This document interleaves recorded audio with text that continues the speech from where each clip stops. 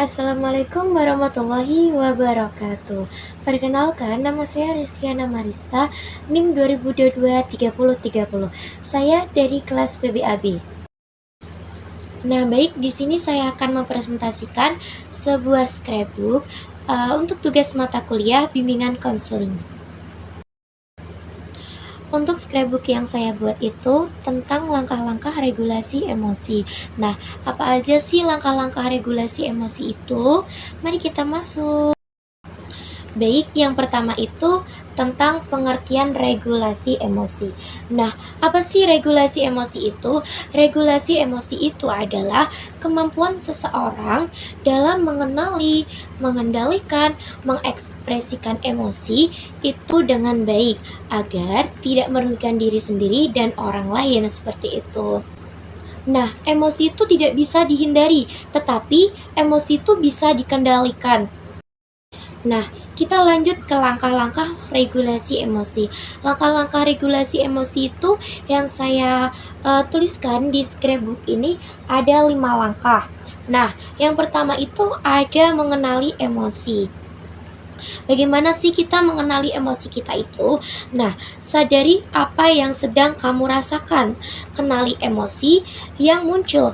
Misalnya, sedih, senang, bahagia, cemas, atau sedang bingung gitu. Kita tuh harus mengenali dulu emosi kita. Tetapi pada umumnya yang sering kita jumpai untuk emosi itu yang sering kita jumpai itu pada perasaan marah. Nah, marah itu paling sering membuat kita jadi emosi. Ya, marah, sedih, cemas itu bisa menimbulkan emosi kita gitu. Kita harus mengenali terlebih dahulu seperti itu.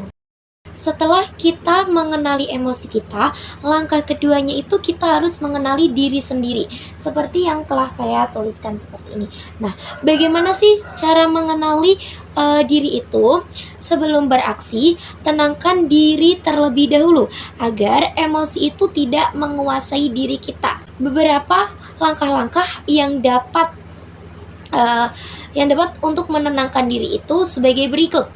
Yang pertama itu ada sadari emosi.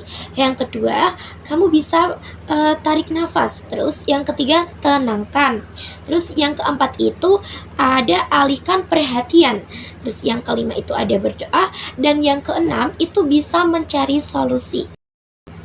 Oke, setelah kita menenangkan diri, pikiran kita itu jauh lebih tenang. Nah, langkah regulasi emosi yang ketiga itu ada berpikiran positif. Jadi setelah kita menenangkan diri itu, pikiran kita itu jadi lebih positif, lebih tenang, lebih terasa nyaman lah. Jadi berpikirannya itu dapat positif, tidak negatif seperti sebelumnya.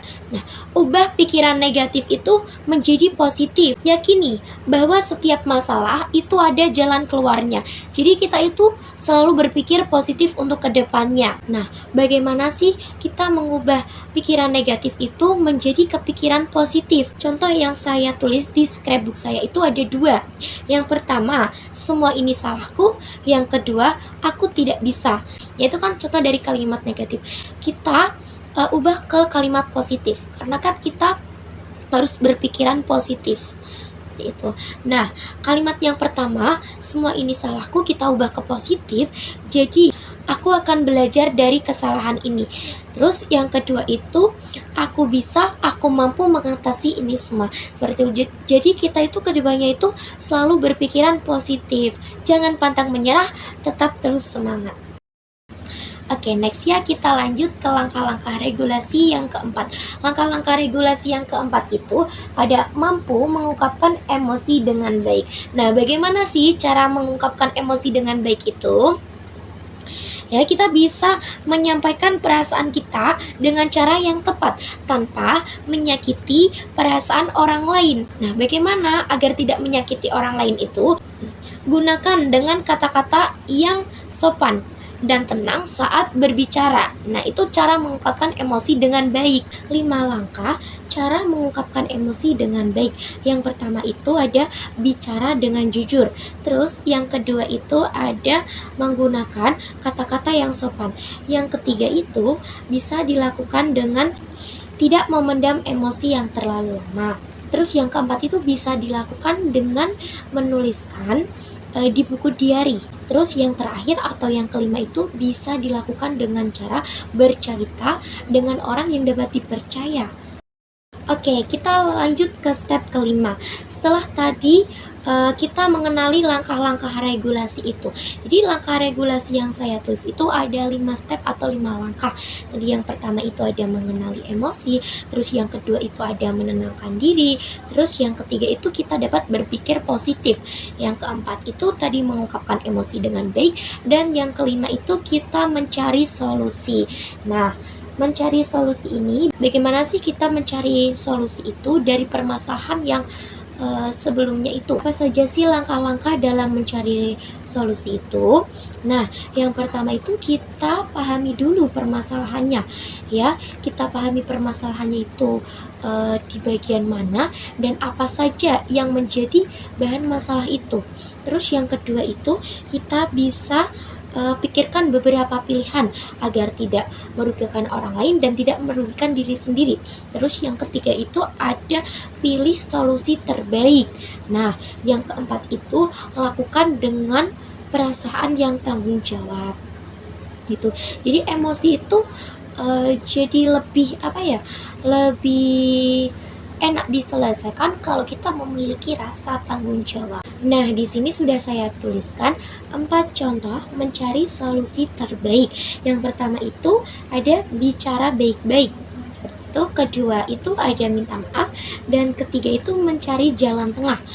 Terus yang terakhir atau yang keempat itu ada berpikir sebelum bertindak. Di dalam scrapbook saya ini, saya telah menuliskan 5 langkah regulasi emosi. Nah, kita lanjut ke manfaat regulasi emosi. Manfaat regulasi yang saya tulis ini ada 4 manfaat. Yang pertama itu lebih tenang menghadapi masalah. Terus yang kedua, hubungan sosial itu menjadi lebih baik. Yang ketiga itu ada lebih percaya diri dan tidak mudah tersulut emosi. Yang keempat itu ada hidup lebih bahagia dan bermakna. Terima kasih, kurang lebihnya saya mohon maaf. Wassalamualaikum warahmatullahi wabarakatuh.